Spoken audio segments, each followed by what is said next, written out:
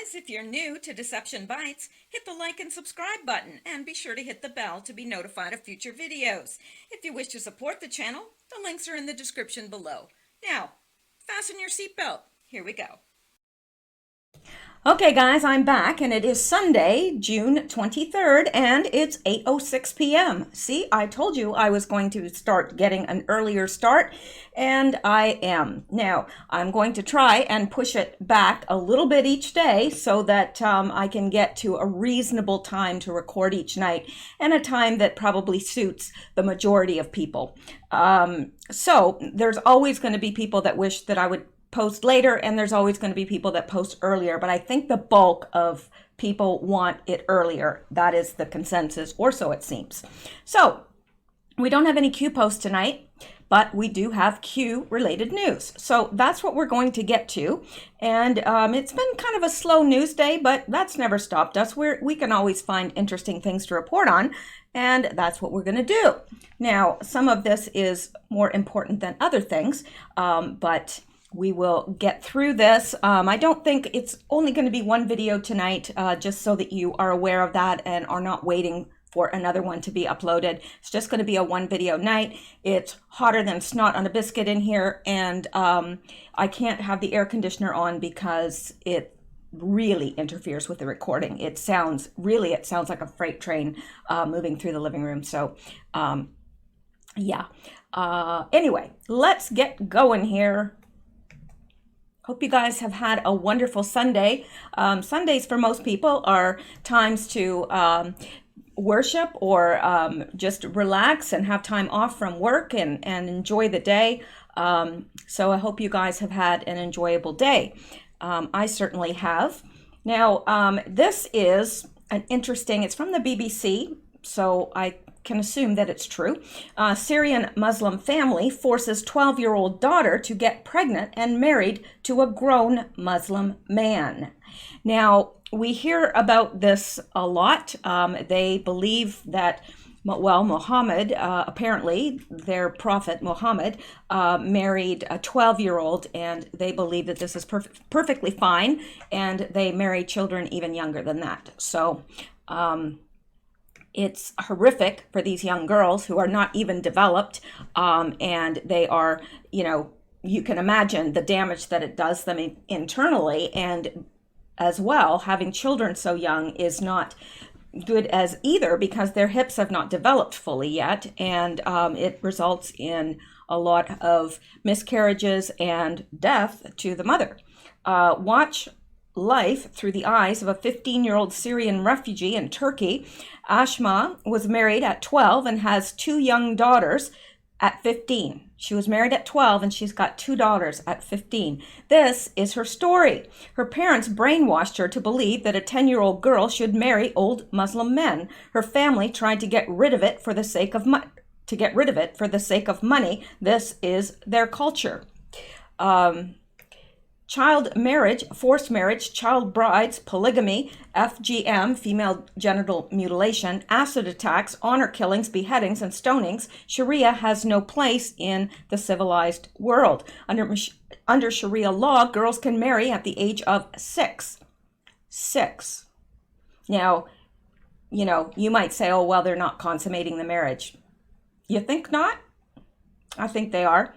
And obviously, she got married at 12. It was obviously consummated because she had two kids by the time she was 15. Alarming. Here is a proof quote from the Islamic scriptures, hadiths, that Muslims consider authentic record that Muhammad's favorite wife, Aisha, was 6. Oh, forgive me. She was 6. I thought she was 12. That's even worse. She was 6 when Muhammad wedded her and 9 when she consummated the marriage. So, well, thank goodness he didn't consummate it when she was 6, but 9 is not much better. The Prophet wrote the marriage contract with Aisha while she was 6 years old and consummated his marriage with her while she was 9 years old, and she remained with him for 9 years till his death. Why? Well, hopefully she wasn't put to death when he died. I don't know how that works in the Muslim faith. I'm not sure how that happens, because I have read about situations where when the husband dies, the wife is put to death as well. But I'm not sure what culture that is, or where I even read that. But anyway, I just wanted to pass that along, because this is everyday life for young women under Sharia law. It's everyday life. And imagine many of you are parents, and many of you have had daughters. How would you feel if your daughter was 6 years old or 9 years old or 12 years old and was marrying a man that was 40 or 50 years old? Yeah, well, exactly. I think that that is normal to feel that way and to feel protective of your daughters. I think it's at least normal for most people. Okay, let's go on now. There's more to get to, always more to get to. And this is interesting as well. It's about the mysterious explosions that have been happening. And we're going to get into this. Mysterious explosions in America the past week you might not have heard of, with world heading towards a perfect storm of war and destruction. Were these events gray terror? Well, I thought the same thing myself, to tell you the truth, because there seems to have been a lot of refinery fires, and they seem a little suspicious to me. In this June 13th, now this is from the 13th, this is a little bit old, but I did find it, and because I had been questioning it myself, I thought that this was worthy to bring to you guys. In this June 13th story over at ABC Action News 6 in Philadelphia that got very little mainstream media attention, they reported that fire crews had responded to a chemical testing facility in Essington, Pennsylvania, just outside of Philadelphia, after a tank had exploded at the Intertech USA chemical testing facility, a company that tests and analyzes chemicals from virtually any industry sector, including specialty chemicals, nanomaterials, petrochemicals, dyes and detergents, automotive, agrochemical, to pharmaceutical and consumer products. While that story flew virtually under the table, there was no way that the mainstream media could cover up the next explosive event in the Philadelphia area after a huge fire broke out at the biggest oil refinery on the East Coast, triggering explosions that could be felt many miles away after the Philadelphia Energy Solutions refining complex sent fireballs into the air, rattling houses for miles around, as Steve Quayle had mentioned in an S-note while linking to the story. Notice the timing. As the Daily Mail story reporting upon this event reported, the initial explosion came from a vat of butane in the 30,000 barrels per day alkylation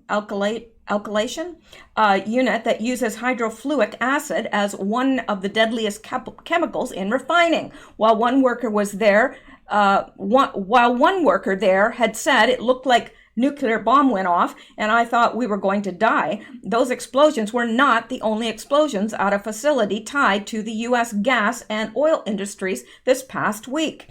As this June 20th story over at KLTV in Texas had reported, witnesses say the ground shook underneath them and the night sky was lit up by a fireball when a gas pipeline ruptured near the East Texas airport. While officials with the fire department said that the pipeline was a DCP midstream transmission line, and thankfully no lives were lost and no major damage was done by the still mysterious explosion, the pattern is there for us to see and leaves us to ask, with a potential world-changing war against Iran now on the line, are we witnessing gray terror in the days before such a catastrophic event? I asked myself the same thing, because it seems just a little bit too coincidental that we've had all these explosions, and I don't know. It's made me wonder. So let me see here. If you back in April of 2018, following a series of mysterious explosions at an oil refinery in Superior, Wisconsin, and another oil refinery explosion in Texas City, Texas, we published this story on ANP asking if the series of catastrophic events we were witnessing was actually gray terror events. in the build-up to war. Looking back at that period of time, we see that the globalists were pushing America towards war with Russia, a war that to some seemed like it might be unavoidable, and while thankfully we dodged that bullet, war is in the air again. So what is gray terror, some may ask? According to the Russian defector Viktor Suvorov, in his classic book, Spetsnaz First World War, not sure if I pronounced that right, probably didn't, which we have embedded in full at the bottom of the story, the untrained eyes may miss gray terror unfolding right in front of us, calling such events accidents. You know, there can only be so many accidents before you start thinking, why all these accidents at refineries? You would think these people, would be extra careful working around refineries because this material is highly flammable and very dangerous. So you would think that there would be extra precaution taken. So it's just uncanny that there are all these accidents.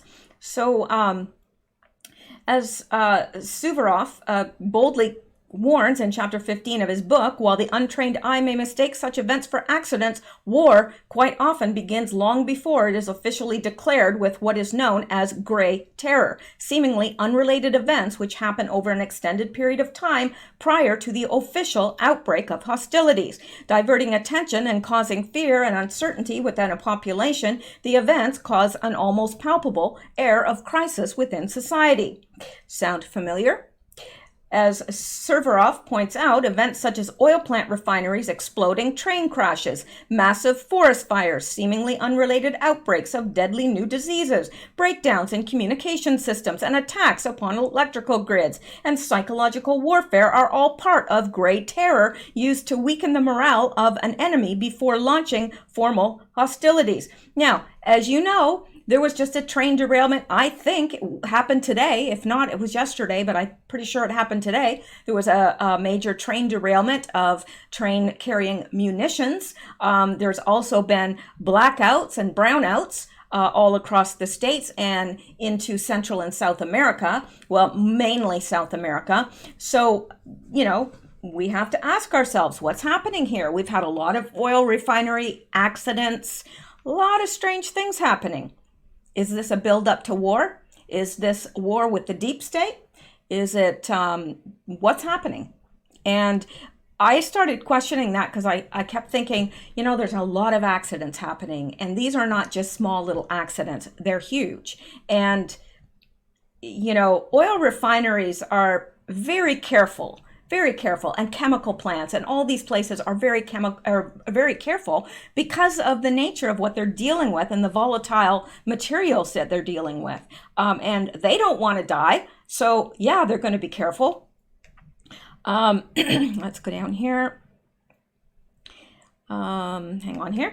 And while it is Iran now who we potentially face as an adversary, as this Wikipedia entry for Iran Special Forces points out, during the reign of the last Shah of Iran, much of the naval training was created by members of the Soviet Union's Spetsnaz. Think that other enemies of America don't understand the use of gray terror to soften up a population for war? Yeah, they do. And as we had also reported within that April 2018 story, with gray terror events quite similar to false flag events, with the purpose both being the redirecting of attention away from those who actually carried the events out. And as we read in an April 2018 story by Philip Giraldi over at Strategic Culture titled How False Flag Operations Are Carried Out Today. And here in the final video at the bottom of this story, whether during World War I or II or today, false flag operations have long been part of the psychological warfare carried out against an unsuspecting public.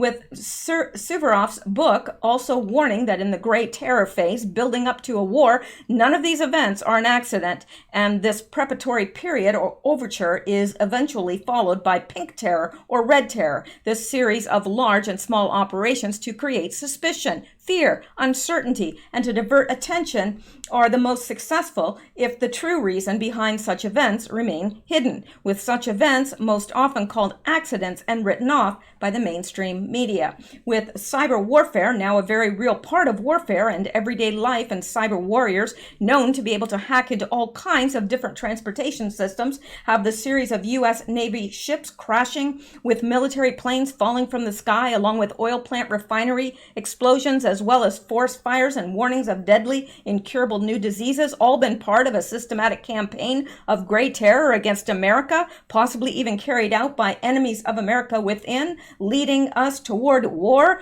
Oh my gosh, use a period. That is the biggest run-on sentence. Whew. I hate that.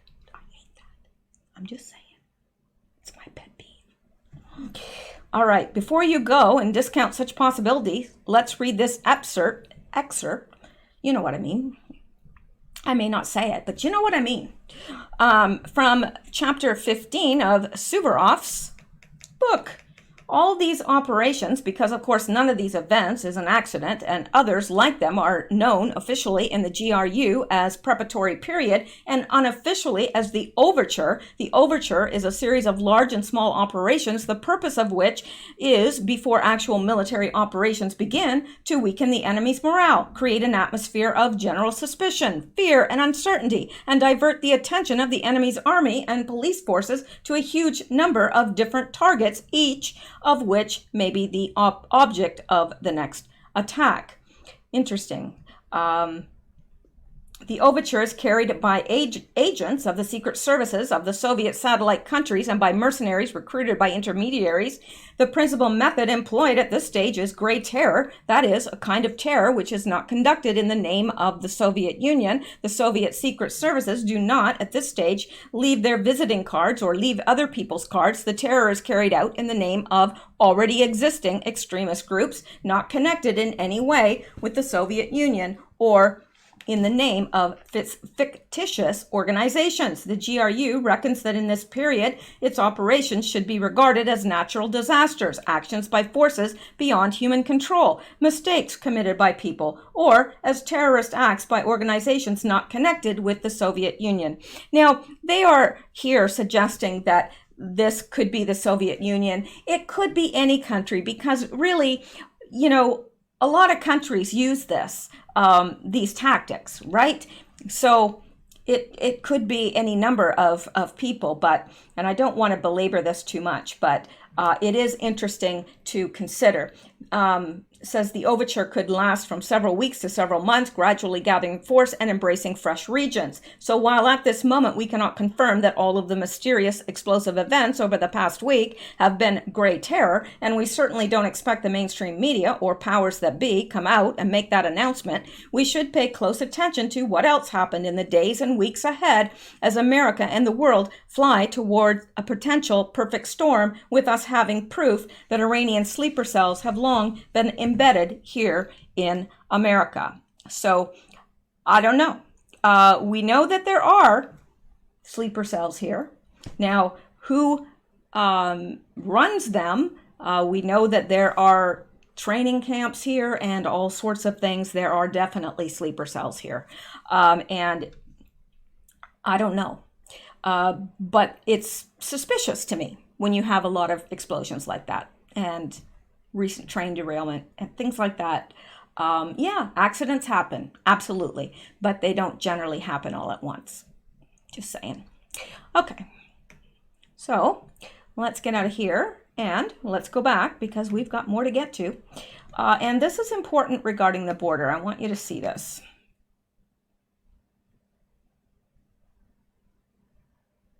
Well, oh, here we are. Okay. Now, this is by Linda Evans.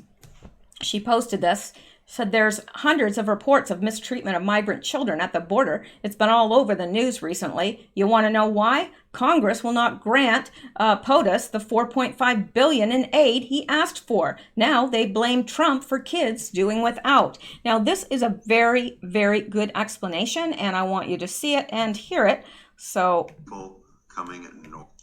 Here we go. Everybody, so we're voting on the appropriations bill this week, and meanwhile, we still have a border crisis. And I want you all to understand what's really going on with the $4.5 billion that the president has requested to fix the humanitarian crisis on the border. I want you to understand what this money is for, and then you'll ask yourself, why would Democrats be against it? So I want you to take a look right here. Let's say this is our southern border. What we have right now is hundreds of thousands of people coming north. Last month alone, 144,000 people. Border Patrol apprehends them. When Border Patrol apprehends people, they take them to a central processing center. The central processing centers are meant to be temporary. They are overcrowded right now. The conditions are not great. When you hear politicians saying that the conditions are unimaginable, they're inhumane, this is what they're talking about. It's not Border Patrol's fault, it's just that they do not have the resources. Now, when unaccompanied minors show up, they're actually transferred to HHS, the Health and Human Services Department. These facilities are much different. They have a lot more resources, they have educational resources, sports facilities, more space for kids to sleep. That's where we're supposed to send kids, and that's what happens. But right now, they have run out of money. They will no longer be able to take kids from the processing centers to HHS. The $4.5 billion that the president has requested is for HHS, so they can continue operations, so that kids don't have to stay here sleeping on floors in bad conditions. They can move to HHS. Ask yourself, why would Democrats be against that? Well, let's ask ourselves that. Why would Democrats be against that? Well, because if they don't give him the money so that he can get the kids and so forth, to the place where they need to be, then we have the scenario of what we have today. All these people, including Hillary Clinton, and you would think, oh my gosh, she does not have the right to complain about anything regarding children. She's just upset because she can't eat them. But anyway, now they're saying, oh, well, it's terrible that they're in these conditions or whatever. Well, number one, they came here illegally. So if they're in that position, it is their parents' fault or whoever brought them, because most kids are not with their parents, according to the DNA testing that they do. Most of these kids are not with their parents. They have been brought over they have been kidnapped, or they have been rented out. I don't know. But anyway, yeah, then you have this scenario where they're all the Democrats are complaining, oh, Trump is just such a tyrant. He's so mean. Look what he's doing to these children. Oh, it's terrible. Meanwhile, it's their fault because they won't release the funding.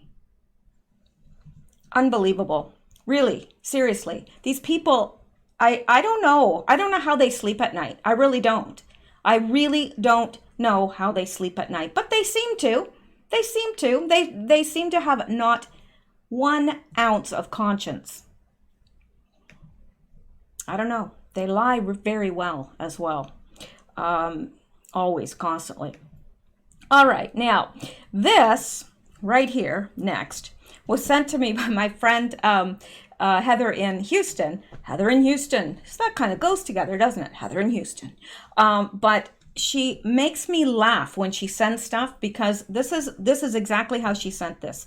She sent the article, and it's about knitting and crocheting sites banning any posts that support Donald Trump.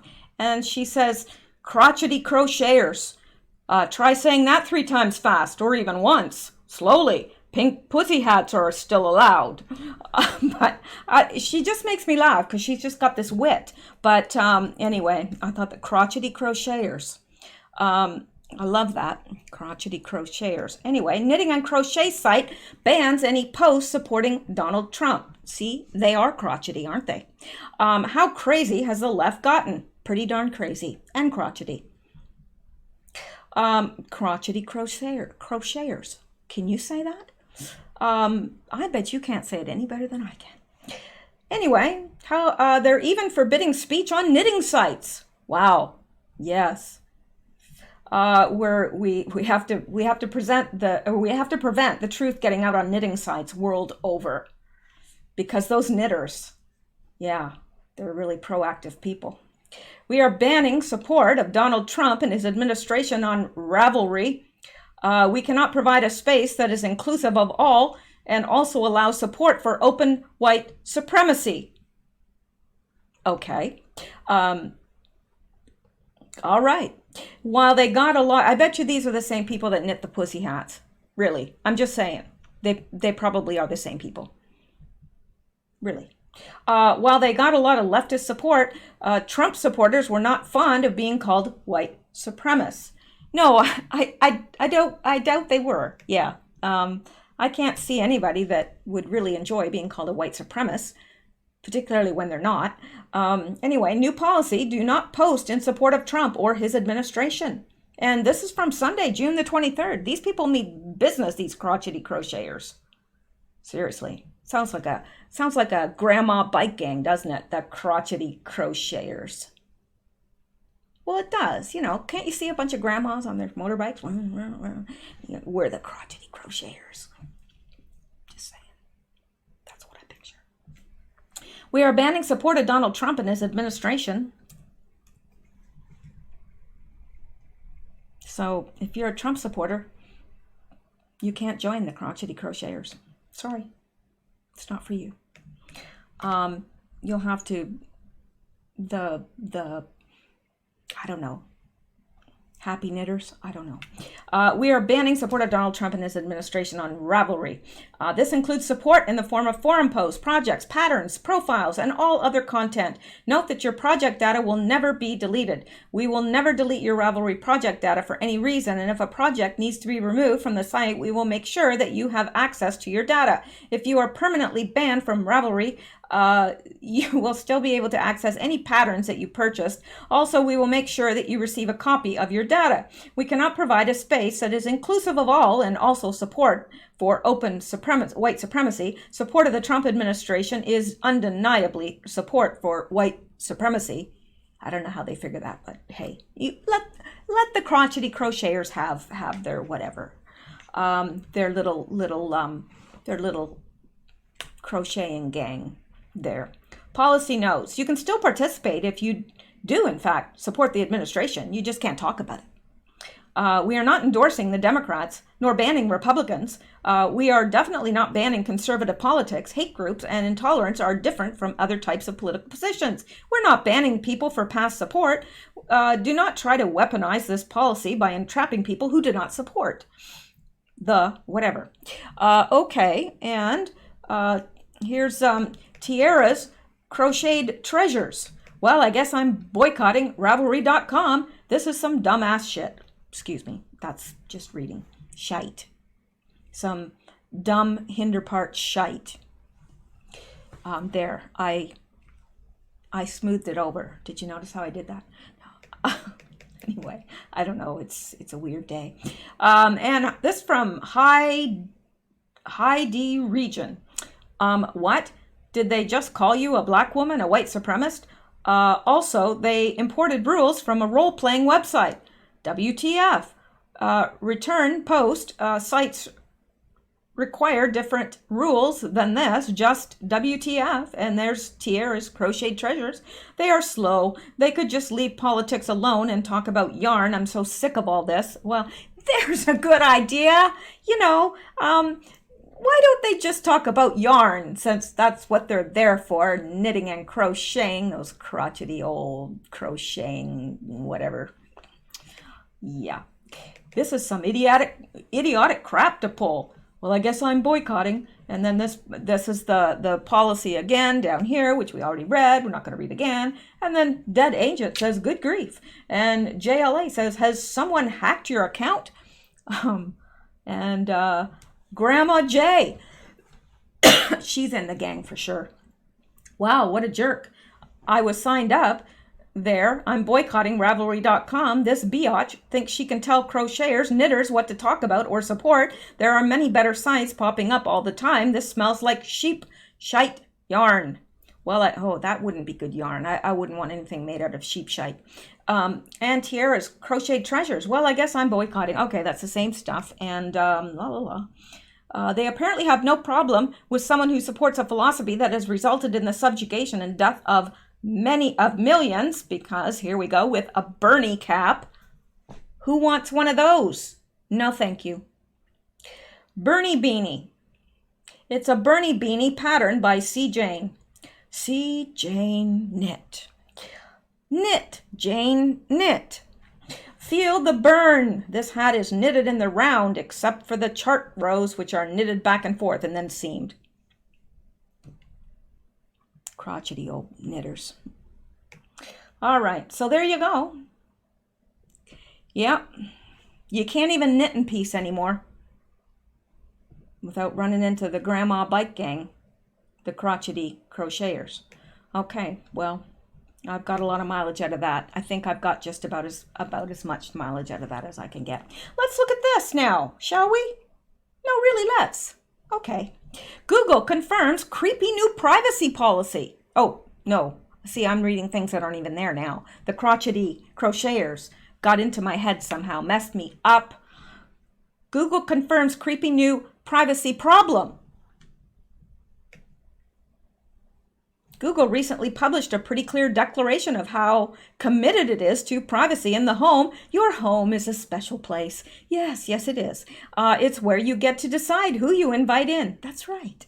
The Google document states, adding that people want to trust the things they bring into their homes before insisting we're committed to earning that trust. Unfortunately, that trust was eroded a little this week when it emerged that owners of the popular Google Nest Cam indoor home security camera could be spied on in their own home. Lovely. Yes, I'd like my tea with a little bit of surveillance, thank you.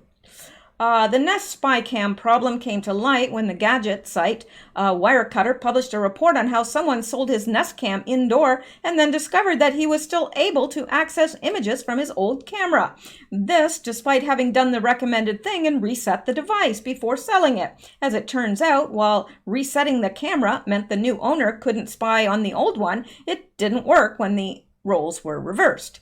Wirecutter staff put this to the test using a decommissioned Google Nest Cam indoor device and found they could, indeed, view a series of still images snapped every several seconds on that cam. The cam in question had been signed up to a Nest Aware account and linked to a Wink Smart Home Hub, even though the Nest instructions for factory resetting the device were followed and there was no access to the live stream using either the desktop or mobile app, nor indeed the Wink app, as the camera was no longer online. Things got creepy when the Wirecutter report created a new Nest account on a new Android device. Going back to our Wink app, the report states, we were also able to view a stream of still images from the Nest Cam despite it being associated with a new Nest account. Isn't that lovely?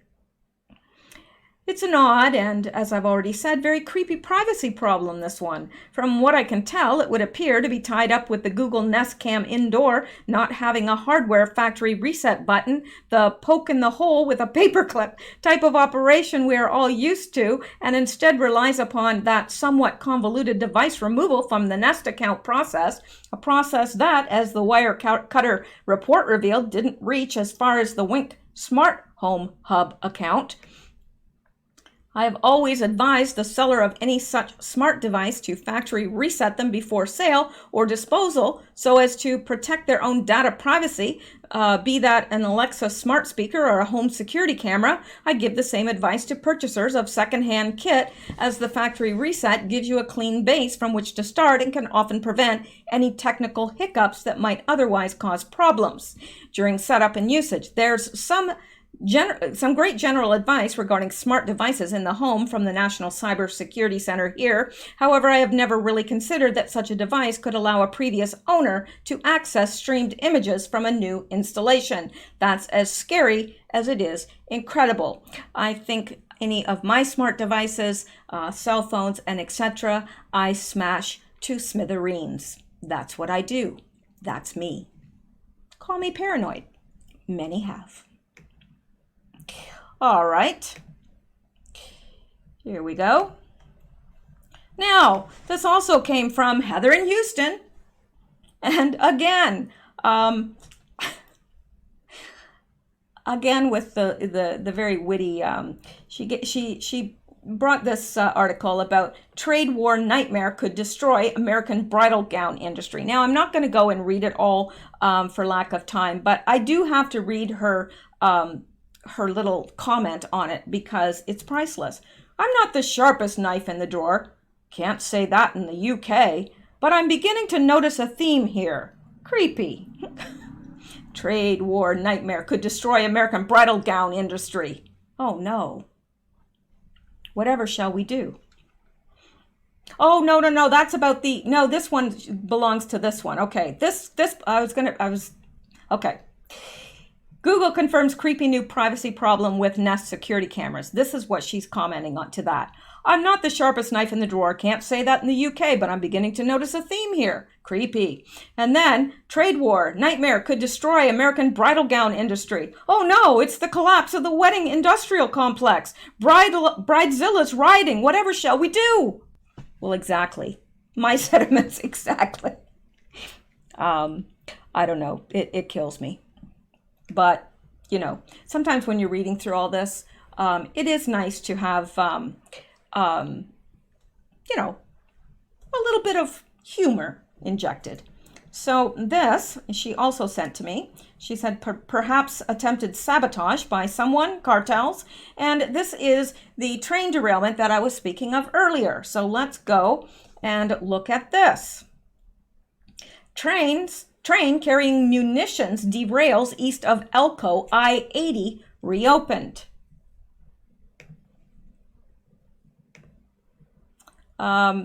So Elko, Nevada, more than a dozen cars of a Union Pacific train derailed east of the town of Wells, Nevada, Wednesday morning. The accident caused sections of Interstate 80 to close for several hours because of the volatile nature of some of the train's cargo.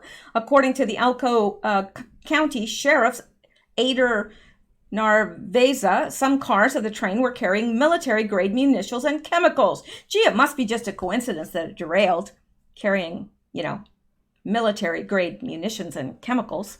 Sure, let's just say that. It's just an accident, sure. According to the manifest, there were ammunitions, grenades, explosives, Narvaeza said. We were pretty lucky to dodge a bullet today. Yeah, you were, because I don't believe this was an accident. I mean, call me crazy, but I don't. Because, you know, that could have caused a very big boom. Oh, a very big boom. And little pieces of people everywhere. That's what it could have caused. But it didn't. But still, don't think it was just an accident. After members of the Elko County SWAT team investigated the explosives, it was determined they were not in the cars that derailed. Well, that is the good Lord's grace, really, because could have been very different. If any of those tankers would have ruptured, it would have been pretty ugly for anyone on the ground and in the city of Wells. So you don't think that this was planned? I do. I really do. I think it went wrong, and the train, those cars that would have caused that didn't, but there was grenades and explosives in there. I mean, seriously, they're even saying wouldn't have been pretty for anybody in the town. Not pretty at all. Can you imagine just the sheer size of the explosion it would have caused? Now, still think it was an accident? I don't. Now, it could have been. It could have been, and, you know, there could be, I don't know. There could be gorillas on Mars. I don't know. Gee. Narvaeza said officials with the U.S. Department of Defense arrived on scene to oversee the transport of the items that did not derail to a secure location. The sheriff said aluminum oxide powder leaks from some of the cars, but it's non-hazardous skin irritant that can be washed off. Officials with Union Pacific said the train was headed west from North Platte, Nebraska to Roseville, California. A tween from Nevada Emergency Management indicated, I think they mean tweet, from Nevada Emergency Management indicated 9 tweens aren't usually working for the Nevada Emergency Management. system, just saying. So let's just say it was a tweet. From Nevada Emergency Management indicated 9 flat cars, 2 tankers, and 3 boxcars derailed. Investigators with Union Pacific are working to determine the cause of the accident.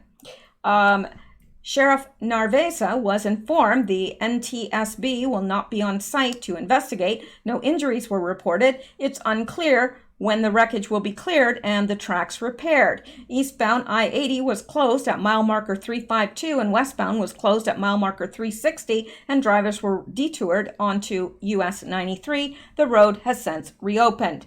So that's interesting if you ask me, and here is the video. That looks pretty bad.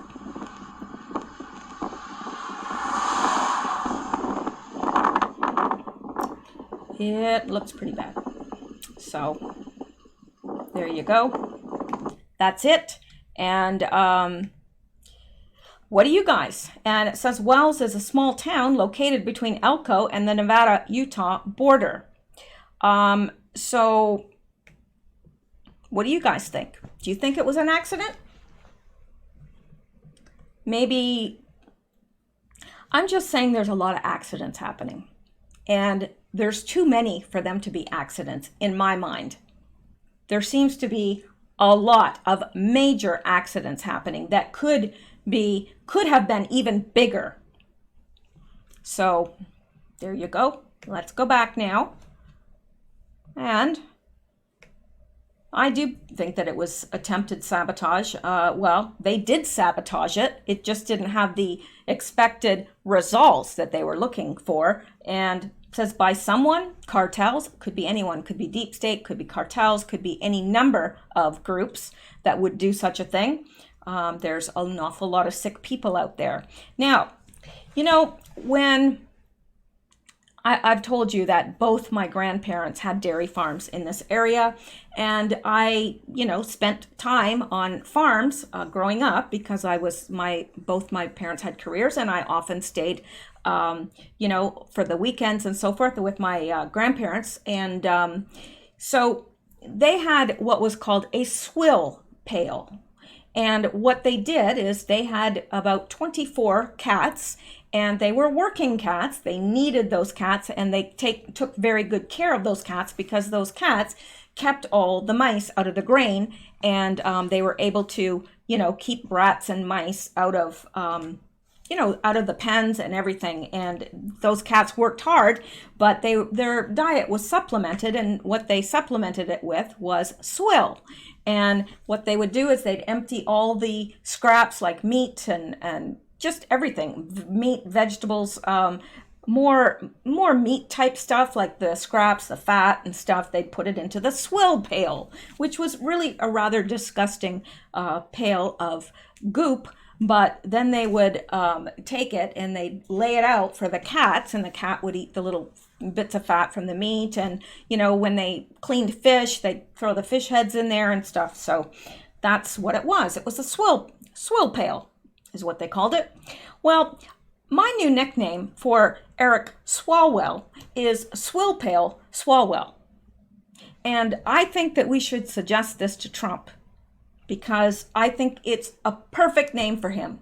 Swill Pail Swalwell. I mean, it's hard to say, but Swill Pail Swalwell, because that's what he is. He's just a disgusting mixture of swill, little bits of fat and fish heads, and, other gross things, little bits of mashed potatoes left over and stuff like that. Oh, potato peels, that was in there. I can't remember if the cats ate the potato peels, to tell you the truth, but they were in there. Anyway, so this is from Swill Pail Swalwell. If you're Hispanic, there's nothing Donald Trump won't do to break up your family, cage your children, or erase your existence with a weaponized census.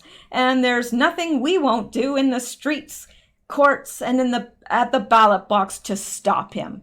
Hashtag families belong together. And swill all belongs in the swill pail. Swalwell. Just saying, it's a bunch of swill. That's all it is. That's all he spouts is swill. That's all it is. And you know who likes to feed on swill, aside from the cats? The pigs. The cats, they take the good stuff out. You know, the fish heads, they eat all the, stuff in there. And then the pigs, they'll clean up everything else. The potato peels and all that stuff, the vegetables, everything else that's in there. They'll eat that up. That's what he's spewing out. He's spewing out swill to feed the pigs. Tell me I'm not right. No, really. Tell it right to my face now. Tell me I'm not right. You know I am. Don't make me have to come over there. I know where you live. No, I don't really. That would be creepy. Seriously, that would be creepy. If I did know where you lived, I'd invite you over for tea, though. I would. Okay, seriously. I love having people over for tea. Or coffee. Or crumpets. Or scones. Scones are good. Okay, I don't know. I went somewhere for a minute, but I'm back. Okay, let's look at this now. Now, this isn't a pleasant, so I need to not joke about this because it is an unpleasant article, but it's very true, and we've talked about this before. Report, Christian Persecutions 2019, a scourge of mammoth proportions. June 2019 is an especially menacing time for Christians both on the domestic and international fronts, right? Christian persecution expert John L. Allen in a report Sunday. The U.S. Catholic Church is facing one of the most serious potential violations of religious freedom in its history in the form of SB 360 in California, writes Allen, author of the 2013 bestseller The Global War on Christians, Dispatches from the Front Line of Anti-Christian Persecution. Since the bill would compel priests to reveal information learned while hearing confessions as evidence against possible sex offenders. The bill passed the California Senate in late May by a 30-2 vote and is expected to be considered by the state assembly in September, Allen notes. On the international scene, the scope of anti-Christian hostility is staggering. Allen continues with the number of Christians facing harassment, physical assault, arrest, and imprisonment, torture, and even death on a daily basis, estimated at around 200 million. Christians in North Korea. Now, you might find this surprising. I don't. I've been keeping up on this stuff, but I'll tell you something. Because nobody reports on it, when I tell people this, they're always looking at me like, yeah, sure, right. They don't believe it. They don't believe that Christians, they are the most persecuted religion on earth at this time. They are. And the statistics are staggering. Seriously. Christians in North Korea, China, India, Pakistan, Iran, Iraq, Nigeria, and a host of other countries live under constant threat of active persecution as documented by Open Doors, a Christian perspective, Christian persecution watchdog group. Even in Latin America, the world's largest Catholic region, the number of Catholic clergy and personnel killed each year frequently tops the list of continents. While the defense of religious freedom should apply equally to all creeds, Allen asserts anti-Christian persecution deserves particularly focus given the wall of silence that still too often surrounds the subject. Just as one didn't have to be Jewish to sympathize with the plight of dissident Jews in the Soviet Union and didn't have to be black to be outraged by apartheid in South Africa, similarly today, one shouldn't have to be Christian to recognize anti-Christian persecution as a human rights scourge of mammoth proportions, Allen writes. Saturday marked the beginning of the U.S. Bishops' yearly Religious Freedom Week, which runs this year from June 22nd to 29th. I'll tell you one thing, though. When Christians face persecution, you find out real quick who is Christian and who isn't. Because there's so many people in America that they go to church and they go through all the actions of being a Christian, but they don't know the Lord, and they're out partying on Saturday and in church on Sunday, and they're out sleeping around on Friday and Saturday, and in church on Sunday, and that is not fooling anyone. And but when you face persecution, and you will find this the world over. Those Christians that face persecution are the real deal. Why would you lie about something that could end your life? So these Christians are putting their life in their hands by their belief, and yet still they tenaciously cling to their beliefs and practice their beliefs, and they are stronger because of it. And that has always been the way. Now, I'm not advocating for persecution. I think it's horrendous, and I'm not so sure that it's not going to reach our soil. It is in a very mild manner. It's very mild yet. It's a little stronger. It's a lot stronger in Canada, but in the United States, yes, there's some persecution, but not like our brothers and sisters are facing in other countries. Not at all. So anyway, the bishops have assigned a particular focus to each day of the campaign, urging faithful to pray for their brothers and sisters who face persecution and to inform themselves as to the depth and breadth of the problem. Saturday, St. Thomas More and John Fisher martyred under King Henry. Okay, so I'm not going to go through that, but and that's it. But I did want to bring that up, and I want to continually bring it up, because those of us who are believers, we need to pray for those that are being persecuted worldwide. And also, you don't have to be a believer to feel, empathy for these people who are being persecuted because of simply what they believe and what they practice. I mean, these aren't, Satanists who are going around and killing and sacrificing. These are Christians who are hopefully doing good and adding to society, not detracting from it. But it's horrendous. It really is what's happening. And if you really hear about some of the things that they're doing to Christians worldwide, crucifying them upside down, all sorts of things, horrendous things they're doing. And a lot of these that are persecuting the Christians are Muslims. And some of these groups like ISIS and other groups, Boko Haram and so forth, are doing the same, and they are slaughtering. They're going into villages and just slaughtering all the Christians.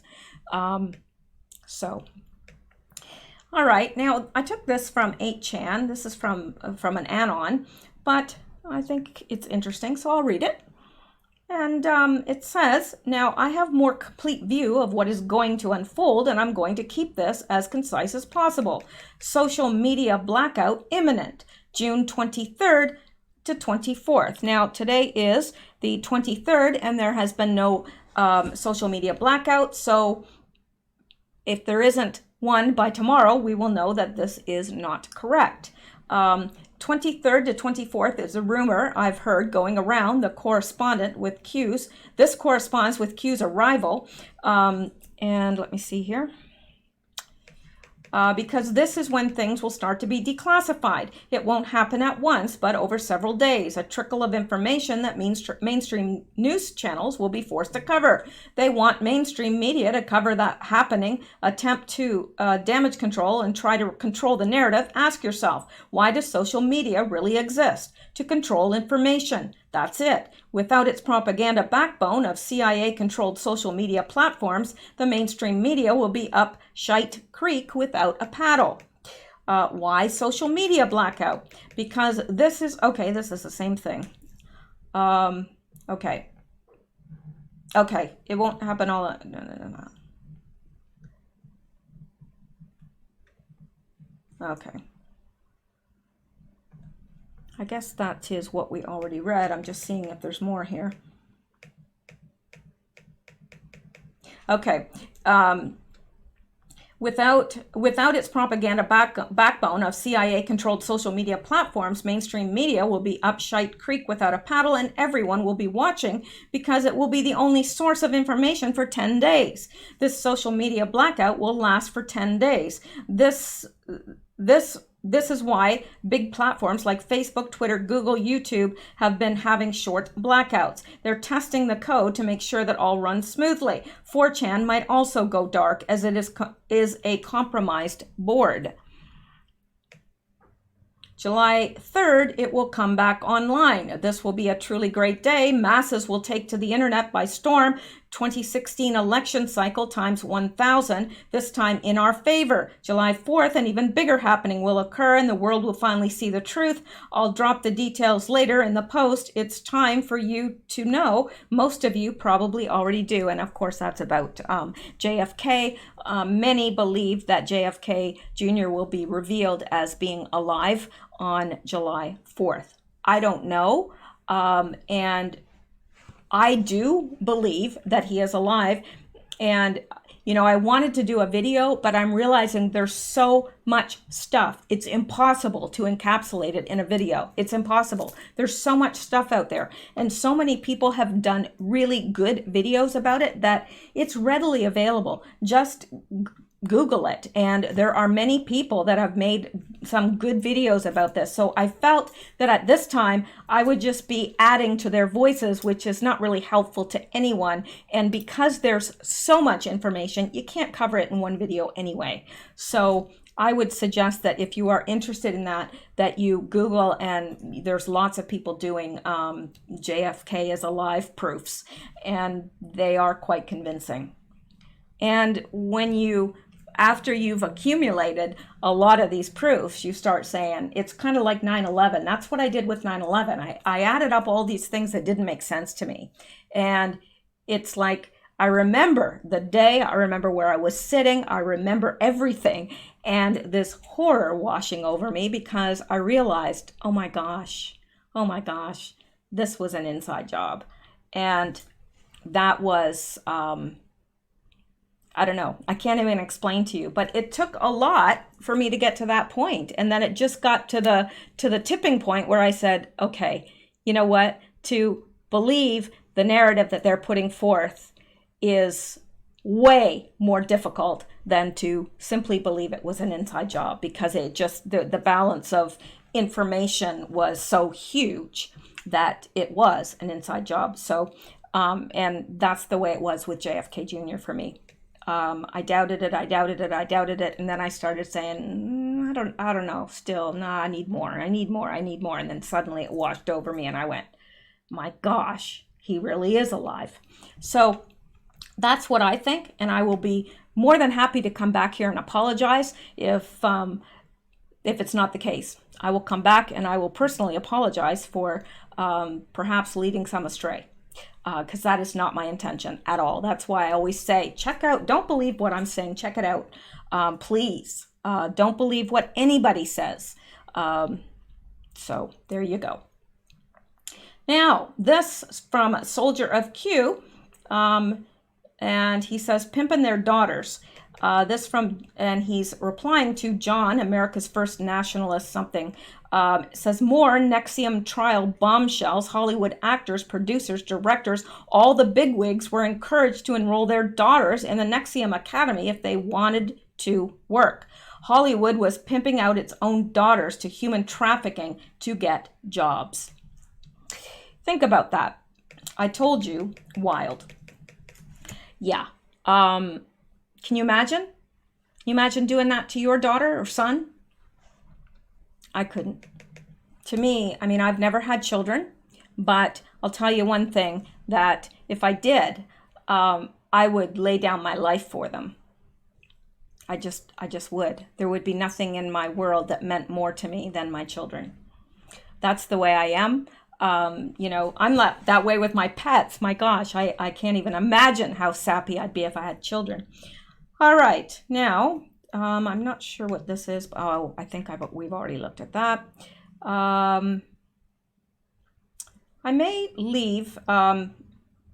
This is interesting. Hundreds of Jews gather in Times Square to protest Ilhan Omar, and I think that is very interesting, but I'm not going to go into it tonight because we're almost at the hour mark here, and I do want to wrap up. I do have a couple things that I'll bring you tomorrow, or I'll add on to the news for tomorrow, because I'm sure that there'll be more. It's been kind of a slower news day today, or at least it seems so to me. I didn't seem to find any like jaw-dropping stuff, but some interesting stuff nonetheless.